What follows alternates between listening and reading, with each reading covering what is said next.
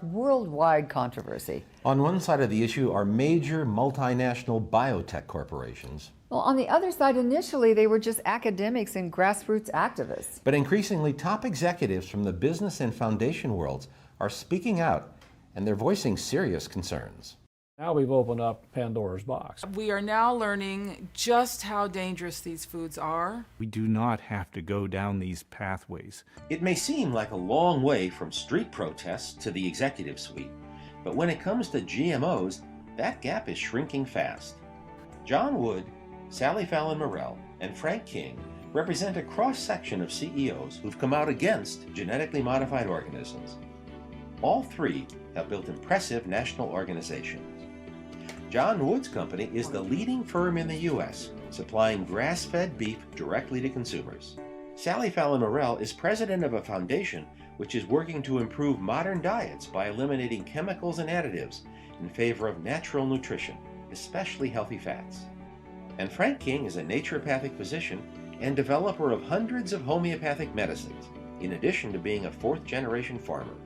All three are concerned about the fact that as much as 90% of food in a typical supermarket contains GMO ingredients. And all three know a lot about agriculture.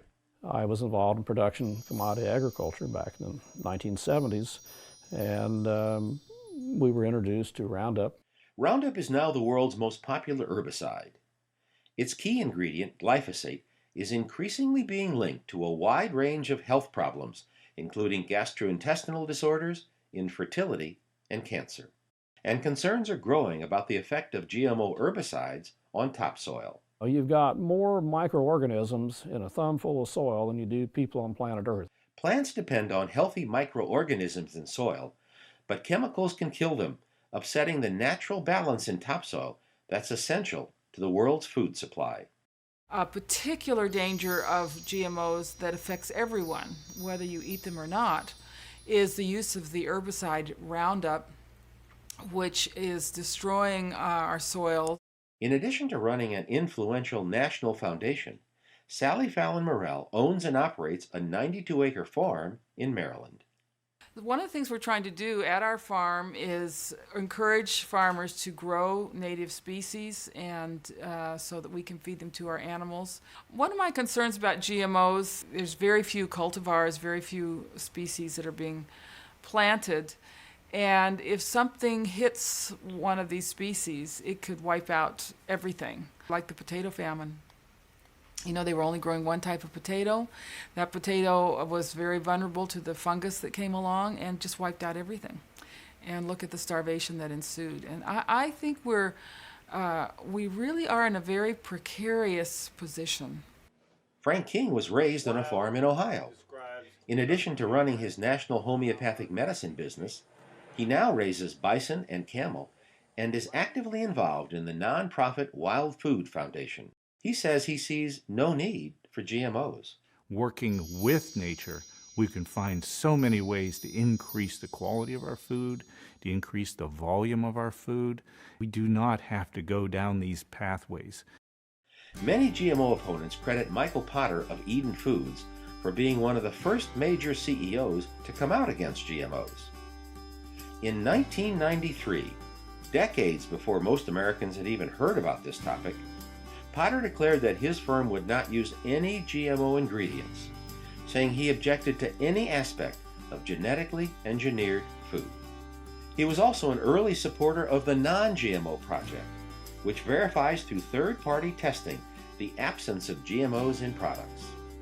And Potter and Eden Foods have been vocal supporters of efforts to require labeling of foods that do include GMO ingredients. Frank King of King Bio agrees. As the holder of multiple patents, he says he's puzzled by the opposition to labeling something that its developers say is a benefit for all mankind. We do a lot of work in developing and special ingredients. When we invent something that we feel is going to better the world, it's going to help people. We would want to put that on our labels. Why would a company like Monsanto, for example, spend many millions of dollars preventing what we would actually want to pay for Most GMO opponents agree this issue will ultimately be settled in the marketplace. We definitely need to fight against any more foods coming into the marketplace. You know, they're talking about salmon and apples and sweet corn and a lot of vegetables. This is something that we definitely need to be very active in fighting. The people need to begin to speak louder. We need to avoid being experimented upon as a human population in total. And in fact, market forces may already be at work. Which I just learned last night, we're producing 9 million bushels of non-GMO corn for a Japanese beer company. It's a lot of corn, but there's some people out there that realize that people want to drink non-GMO beer. GMO opponents say in Europe, it took a shift of only 5 to 10% of consumers away from products with GMOs to cause producers to find non-GMO ingredients. They say U.S. consumers have the same power. We just need millions of people saying no to genetically modified foods. That's the only way this is going to stop.